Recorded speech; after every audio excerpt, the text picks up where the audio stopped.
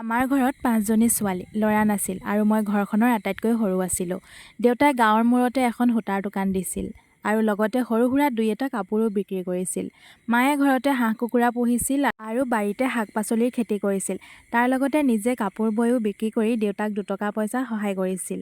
আমি খুব বেছি লাহ-বিলাসত ডাঙৰ নহ'লেও একো অভাৱ-অনাটন নোপোৱাকৈ আমাৰ ৭জনীয়া পৰিয়ালটোৱে আমি খুব ধুনীয়াকৈ চলি আছিলোঁ। ঘৰখনৰ আটাইতকৈ সৰু আছিলোঁ বাবে সকলোৰে মৰমৰ আছিলোঁ। মোৰ বা ৪গৰাকীয়েও পিছে মাৰ লগতে কাপোৰ বৈছিল। মোৰ পিছে কাপোৰ বোৱাত বা বেলেগ কামত সৰুৰে পৰা মন নাছিল। মই পঢ়া-শুনাত খুবেই ভাল আছিলোঁ আৰু পঢ়ি-শুনি এটা চাকৰি কৰিব বিচাৰিছিলোঁ।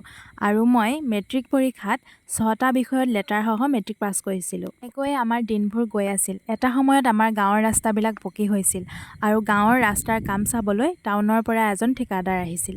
আমি আটাইকেইজনী বাই-ভনীয়ে মিলি আবেলি সময়ত নদীৰ ঘাটলৈ বুলি ফুৰিবলৈ যাওঁ আৰু প্ৰায় সেই সময়তে ঠিকাদাৰজনকো কেতিয়াবা